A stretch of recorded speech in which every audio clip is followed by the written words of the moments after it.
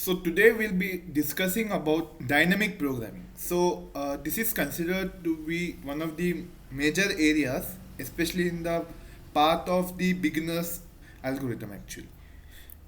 So uh, Let me just recap what type of algorithm paradigms we have covered. So in the previous video series, we covered greedy algorithms, where we were building a solution based on some local choices. Like we were making some local choices, and then we were building our solution.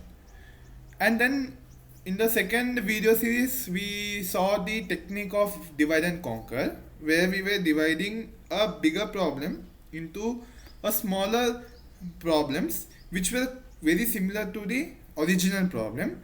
And we were independently solving these smaller problems and then combining their solutions to find the solution for the bigger problem. Okay. So, uh, there's a key point which sort of differs divide and conquer and dynamic programming. In divide and conquer, the original problem, which you're dividing into the smaller sub problems, the smaller sub problems don't overlap with each other. Overlap means you sort of don't repeat solving the same sub problem. Each sub problem is different from each other. But in dynamic programming, we divide a problem into some series of overlapping subproblems, and then using the problem solutions of the smaller subproblems, we build the solution of the larger problem. So in order to solve a problem, we must have some overlapping subproblems, and I'll explain it later what do I exactly mean by overlapping subproblems. So it's a brief history which you can look it up. This was pioneered by Bellman, and like the name dynamic programming has nothing to do with any sort of programming. It's just a algorithmic paradigm. He just used this name to get the funding from the Secretary of Defense, who were quite hostile towards the mathematical research.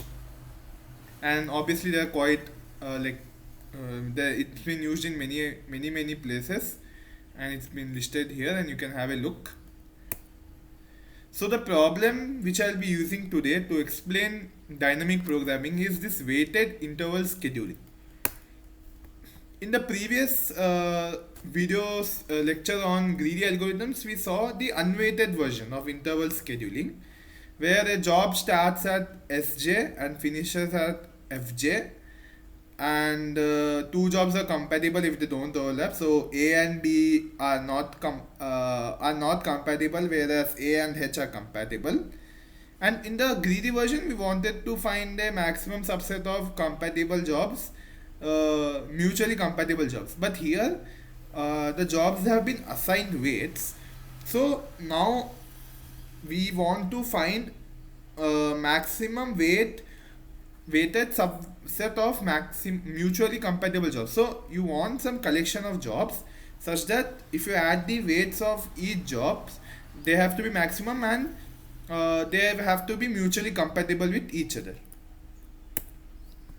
So can we use the greedy algorithm which we used when the weights were 1, where we were considering on jobs in ascending order of their finish time? No, the answer is no, and it's quite simple. So, for example, take job A, which has weight 1, and job B, which has weight 999. So, by the greedy algorithm, we will be picking A, but the actual answer is B. So, so these are very simple example which shows that greedy algorithm will fail. So, let us try to take you through a dynamic programming algorithm. So you can say dynamic programming is sort of intelligent brute forcing, and you'll understand why I mean that thing actually. So let's first label the jobs by the finishing time F1, F2, and Fn up to so on, and let us define a function pj uh, which is the largest index I which is less than j, such that job I is compatible with j. So here you can see that p of 8 is 5, because 5 is the largest index which is compatible with 8, and 6 and 7 is not compatible with 8, and so is p of 7 and p of 2. So I hope it's clear what do we mean by p of j, and this can be like represented in a form of array. So okay, so let us now show a technique, like come up with a proper way how we can divide our original problem into a smaller problem actually. So what we'll do, we'll use some notation. Let us say OPTJ, which is the value of optimal solution to the problem consisting of jobs request 1 2 up to j. So you can see this is a smaller problem actually, OPTJ, which is just considering job request from 1 to up to j, and the original problem is actually OPTN actually, where we want to find the optimal solution for jobs 1 to n. So let's first, for now, let us focus on how to find this value OPTJ. So obviously there are two cases: either OPT will select job j or it will not select job j. So if it selects job j, then obviously we won't be selecting pj plus 1, pj plus 2 and up to j minus 1. These jobs are incompatible jobs by the definition of pj. So we'll be collecting the profit of job j, and then among the remaining items which are left, remaining jobs which are left 1 to up to pj, we'll try to find the optimal among them, and then find the total value which we'll get in this particular case. So that is represented by vj plus opt pj. So this is for this case 1, but it might again happen that this OPTJ need not choose job j. So in that case it's quite simple. Then we just exclude the job j and then just try to find the maximal or the optimal solution among the jobs 1 to j minus 1. So we have OPTJ minus 1, and so OPTJ is obviously 0 if j is 0. Like if there is no item, then there is no job, then obviously the answer will be 0. Otherwise it's maximum of these two quantities. So you can see like how we are using the smaller answer or smaller solution. Like these are smaller problems compared to OPTJ. So we are using the smaller answers to the smaller problems, and then we are finding the answer to a bigger problem. Okay. So this is the sort of idea which we'll be using, and you can see that this is a recursive formula. So for the dynamic programming, we try to always find some kind of recursive formula of this sort, which is quite important. So the brute force is just write a simple algorithm like how you guys do it for Fibonacci, and just run this algorithm which is a brute force, like just directly return max of this thing, and you'll get the answer. But why is this algorithm bad? This algorithm has a chance to go to exponential time. Why? Just look at this example. So as you can see, job 1 is not compatible with job 2 and so on. Like these are compatibility, you can say, graph, like job 1, job 2, job 3, job 4, job 5. And here is the function. So p of 1 is 0, p of j is equal to j minus 2. So it's clear how this is represented. So now look at this graph. Like this basically expands this recursion. So for calculating the OPT5, we need OPT4 and OPT3. And then for calculating OPT3, we need OPT4, we need OPT3 and OPT2, and so on. So it's waste actually to calculate OPT3 two times. See, you have already calculated it once, then why to go for it another time? So like once you calculate it, you can store it in some array and then ignore this calculation. So you need not repeat these many number of calculations again. So if you just blindly do brute force, it will go to exponential algorithm. You can just try it out, or you can just refer to the video lecture 1 where I did a similar analysis for Fibonacci.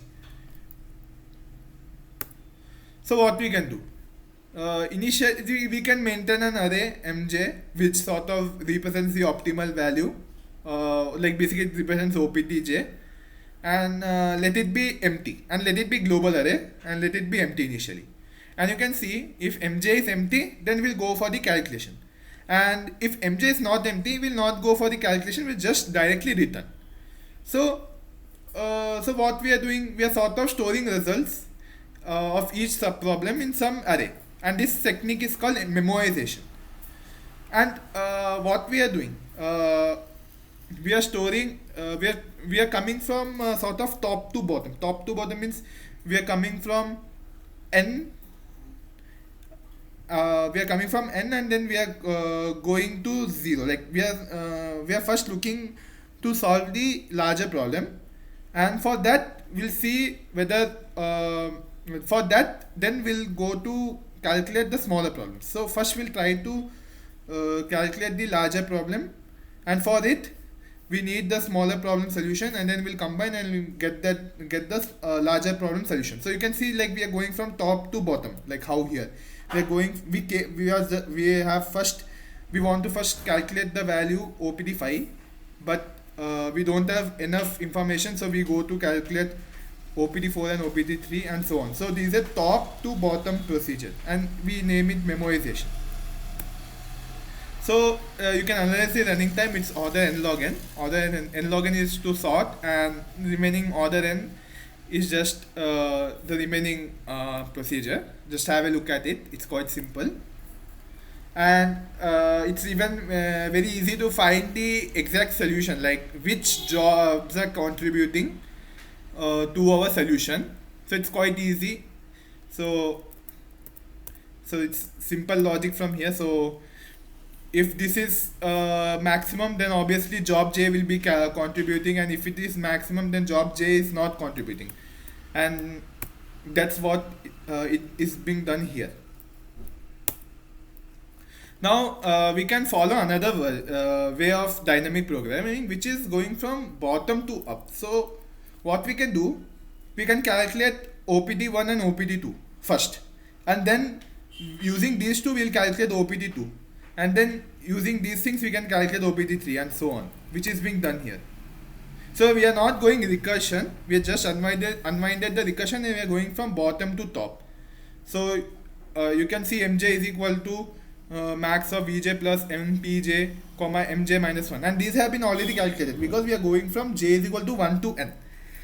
At the heart, both this algorithm and this algorithm is same. It's just different way of representation. If you like to go by recursion, then this is useful for you. If you like to use only arrays and like if you just want to do iterations, then this is the thing, and both are quite simple techniques. So in general, people would prefer bottom up, so that if we don't use so many recursions. So recursion, if you just read computer architecture, then computer architecture and compilers, then you will come to know that recursion is sort of bad, like because it uses more stack, which will come, like if you are more interested in computer architecture and compilers, you'll read it more. So sort of people try to prefer bottom up dynamic programming. So just last one more thing. So if you can like formulate a problem in terms of this like smaller subproblems such that they are overlapping, then we say that the problem is said to have optimal substructure. So people use this technical term, but in layman, what all you need is the bigger problem you want to solve it using two smaller subproblems, and then the subproblems should be like sort of overlapping in this fashion, here and so on, and then intelligently use the brute force, but not exactly doing the brute force, but instead storing it some array, so that you reduce the number calculation and you end up with polynomial time algorithm. And this is the whole crux of dynamic programming. And there are a lot of different types of problems, and you can explore it on your own. And as I said, this book contains a lot of good problems and explanation. So have a look at this book, and for any further queries, you can ping me. Thank you.